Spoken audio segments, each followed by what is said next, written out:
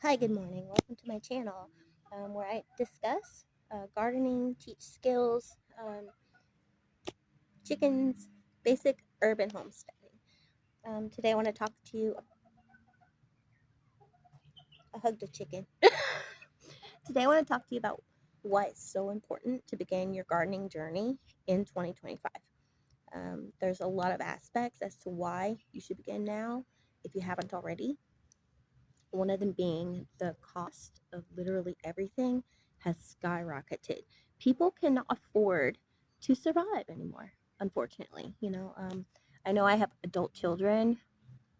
I know I'm older than I look. Um, I have adult children. They struggle paying their student loans, paying for rent, and one of them has a mortgage. These people, these young people, they don't have it as easy as Gen X. Like we're very grateful that we've been blessed. My husband's military, and we are truly blessed. I'm retired. I was a pastry chef for a little over 20 years. Um, anyway,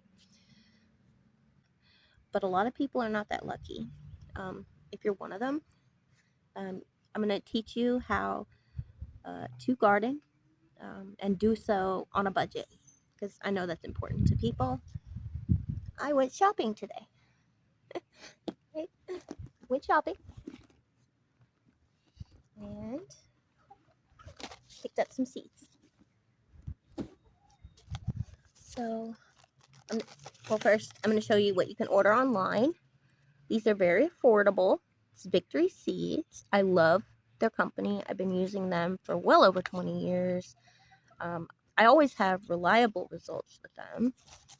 And then this is how affordable seeds can be, guys. 2 for $1, okay? And there's not a whole lot in this packet, but it's enough for, you know, a, a small family or whatever. Anyway, it's a lot cheaper and it's healthier. It's healthier for you to grow your own things at home because you know what goes into that. That there's no chemicals, that everything's organic, um, you know, that it was treated well. You know, these chickens are really distracting. Um, anyway, one of the aspects is tariffs. Um, I'm not going to go into politics. I don't feel like it's important. I mean, it is, but at the same time, like, that's not what my channel is about. Um, I will just say that the tariffs are hurting people. We pay for that. Not the country of origin. You might say buy American. I get it. I do. But not everything is made in America. We don't have the capacity to do so. We don't have the factories. We don't have the workers, etc. Um, thing is, there's going to be shortages. Right now, um, and I have validated this with people that I know that work in San Francisco in the ports, and nothing's coming. Uh, all the things that you depend on, all your canned goods, your frozen goods, your beef, your pork, your chicken, um, it's not coming. So there will be shortages, and it's very important that you um, learn to live without those things because it might be a very long time. Even if uh, Trump or Donald or whatever you want to call him, president, uh, like if he gives up, I guess, and things begin coming back, it can take months, to get everything stocked on shelves, um, going to where it needs to go, etc. However, seeds you can get anywhere. And Victory Seeds is an American company. They're out of Texas, and they are reliable. They have pretty much every kind of seed you can think of, from herbs to vegetables, fruit. Um, these are watermelon, sugar baby watermelon, which are a good one to grow because they grow pretty quickly and they don't take up a lot of space like a lot of melons do. Um, how can you get started on a budget? Dollar store or Victory Seeds. I want to say this was it was less than $4. I mean, um, there are also seed libraries, and I don't know about in your town, but in mine, um, we have take a plant, leave a plant places, so you can trade. You can leave a plant and take something else. Focus on, let's say you have a pathos plant, so you can propagate that in some water. Um, take it to your plant stand, leave that, and take something that grows food. You know, so there's a lot of ways that you can do it um, without breaking the bank. You know, I do have. Sorry, I have to turn my camera.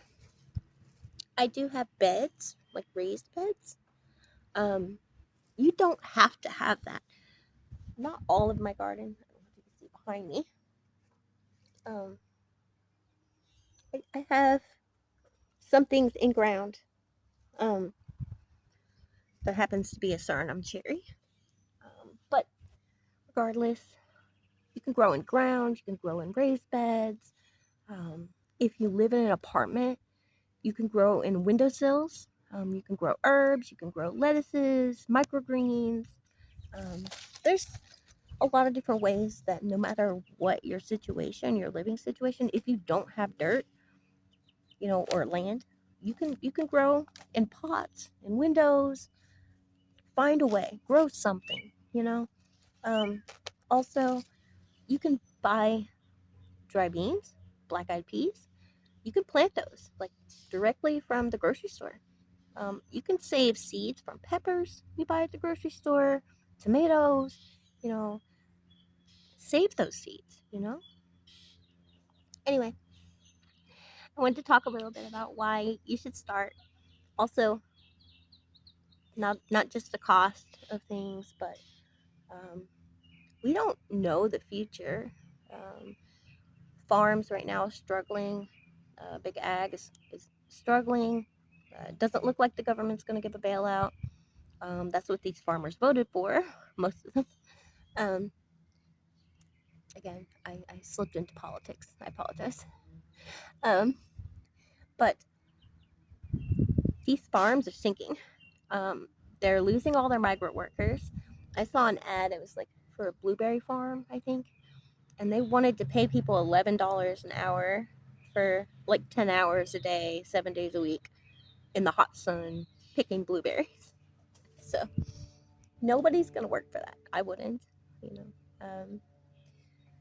if I do work that, it better be in my own yard. you know, um, it's not gonna get better. It's gonna get worse before it gets better. Um, so yeah, pick up some seeds.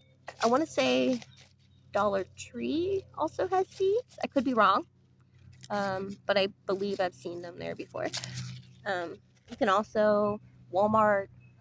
Back to Roots is not a bad brand of seed, and it's really affordable. I want to say less than $5 for a seed packet.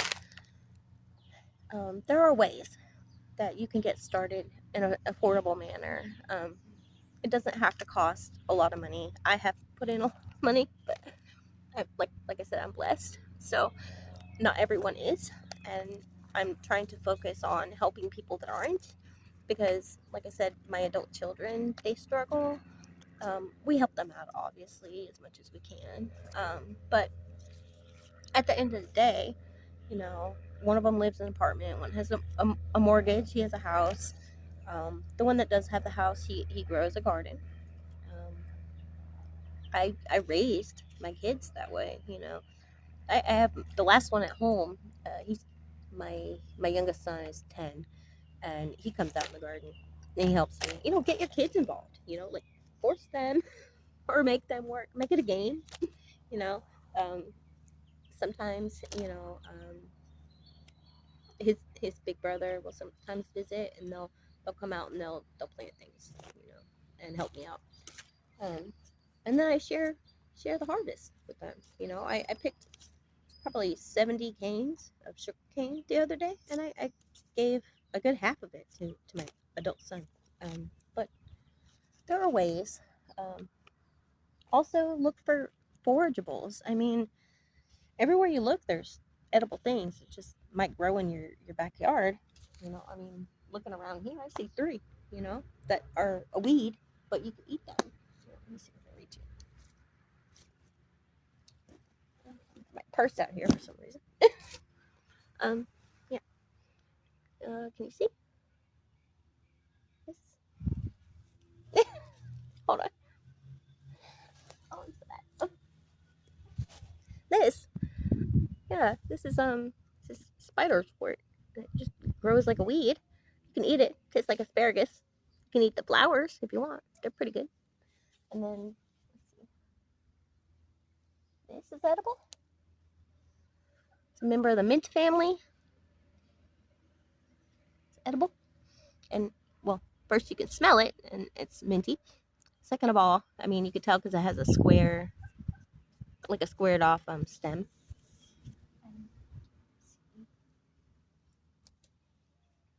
It's edible. Yeah, it's a member of the clover family. It's not clover, not red clover anyway, but it's a member of it. You can eat that. There are ways. Go to the park, forage things. I picked a bunch of magnolia blossoms and made cookies out of them not long ago. So you can forage things as well as grow. Anyway, I really hope that you start your gardening journey.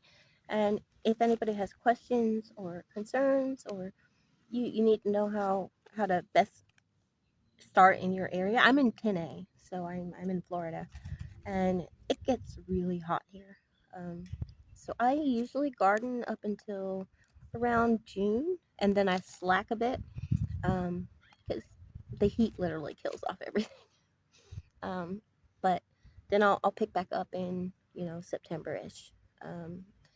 Your area might be different. You might have snow. You might have colder temperatures. You might have altitude issues.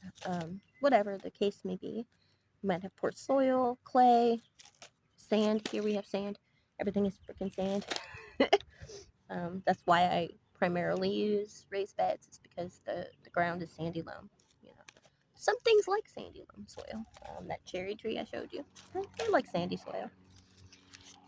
Not everything does, but your typical crops, corn, um, wheat, sugar canes, peppers, whatever. A lot of those things don't like sandy loam or acidic soil. They like a more alkaline soil. Tomatoes kind of, it depends on the tomato, but um, I have found that like even here, like in the heat, you can grow some things all summer. Longevity spinach, Malabar spinach, Everglades tomato. Um, what else? The sugar cane, pineapples. If you keep the tops of pineapples, you can grow those. And I will do a video on how to propagate pineapples. And what else? Oh yeah, get you some of these guys. See my chickens? Get you some chickens. They lay eggs. They eat all the like garden waste, leftovers. And then in return they make you some compost. That's really a good thing. I'm gonna do a chicken video as well soon. I've been attempting to do videos. It hasn't. I've had some life things happen. But overall, I will try my best to catch up and keep up with uploading. I know it's important to teach these things right now, but if you haven't subscribed, please subscribe. And if you want to learn about gardening, I'm going to start doing a lot more videos, little how-tos, and things like that. But 2025 is the year to start your garden. Even if it's a windowsill with a basil plant. Come on, grow something.